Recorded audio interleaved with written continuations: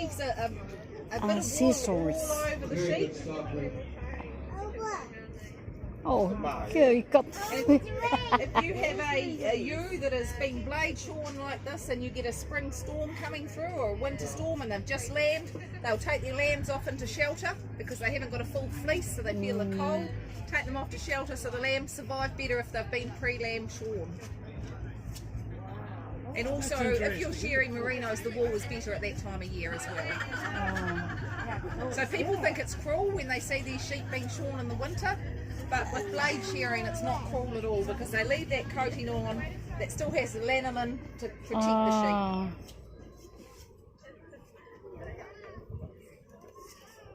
sheep. Sheep have been shorn like this for 4,000 odd years. 4,000, 5,000 years. Yep. Oh, there he is. They've found old bronze shears from the Roman time. They've found the old shears very similar to this, but in bronze. Do you want to tell them about the Vikings, Phil? Yep. So Vikings they held sheep in very high regard because they could use their wool for their clothing and for their interior furnishings. They weren't easy. And insulation in their houses. But they also used the wool from their sheep to make sails for their ships to get around the world, which is a little known fact.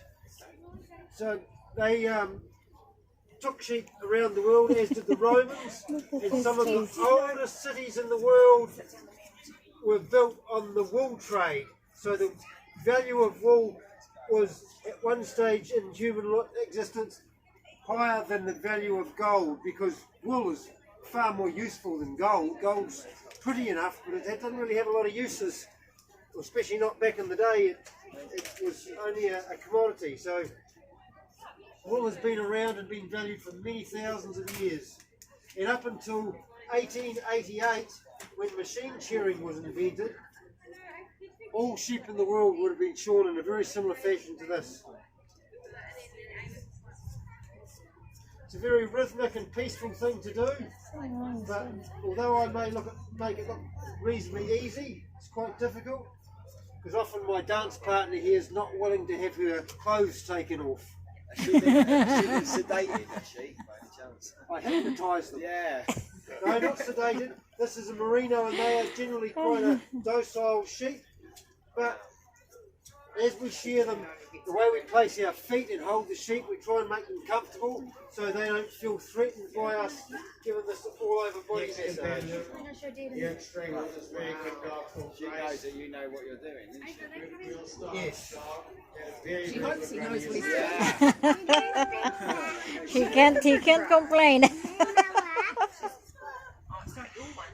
So that the footwear Phil's wearing is a leather moccasin. It's very thin leather, so he can scratch his toes and hold on to the board. Like a lot of it is the leg work with the shearing. So there is a reason they wear those. It's not just the looks. I know they're very pretty, but it's not. Important to take the socks off going into winter. If you have sheep walking around in the snow, the snow just builds up and up and up on the wool around their feet. So they have to take the socks off them so that the wool can't cling on. Otherwise they get these great big balls of snow walking along.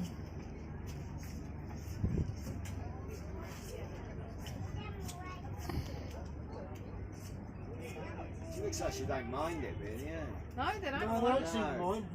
But like I say, you have to know how to control them and hold them. And it's a skill that you learn as you're learning to shear. You learn how to hold the sheep, because having the sheep relaxed, it makes it much easier to shear. Having a sheep that's jumping around saying I don't want to be shorn is not ideal. So you sort of learn to make them feel comfortable, so you can do the job easier. Shearing, we're paid by the number of sheep we can shear. So the faster and easier we can shear them, the more we do, the more money we make. So normally I would just shear down the last side here, but I'll spin the sheep around.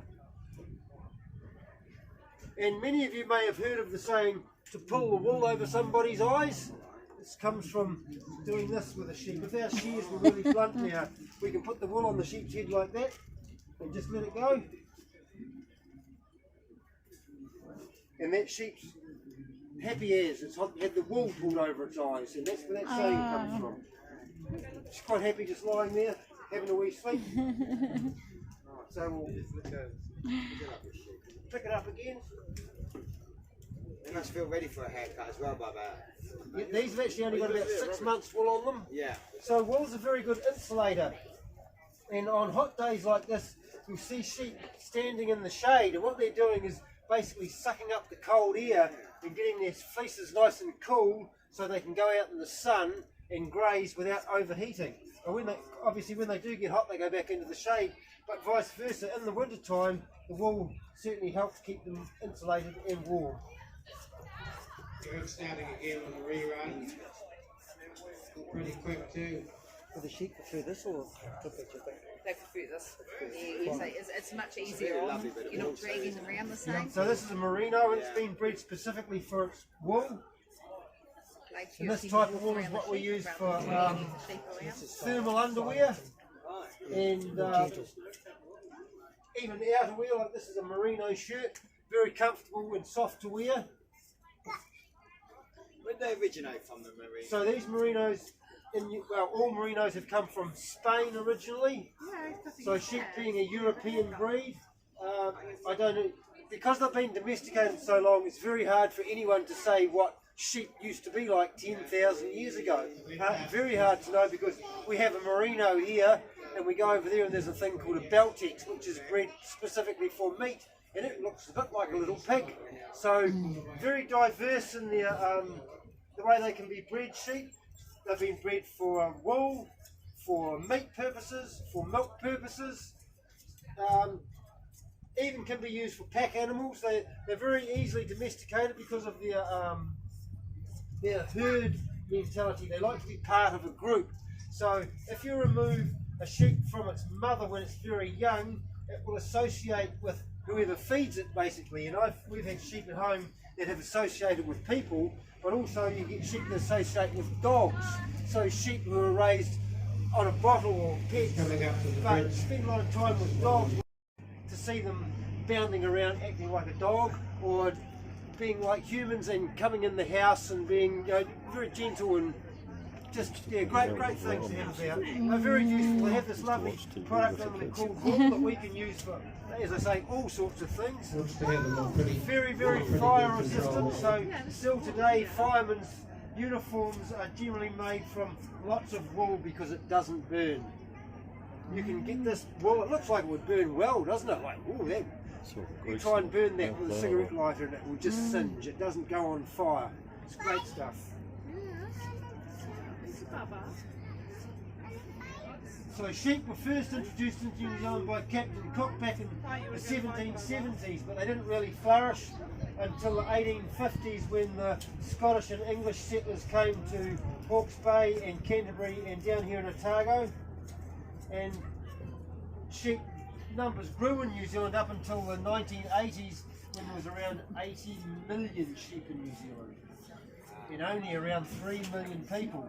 Now there's, I don't know, somewhere between 20 and 25 million sheep in New Zealand because of the introduction of intensive dairying and other agricultural practices.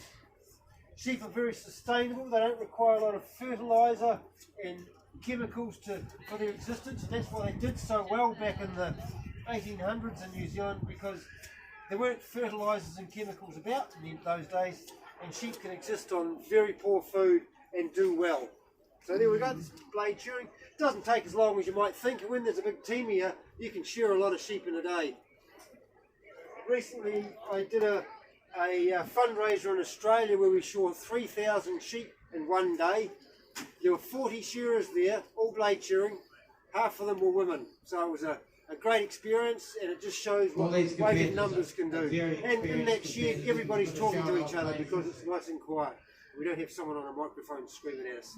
Anybody wants to So you can come and touch the sheep and feel that nice velvety finish and see why blade shearing is so popular today. I could share closer with some of those smaller shears, but in New Zealand the object of blade shearing is to leave a bit of wool on. But we can still not get as close as what a machine shearing is. It's like a bed.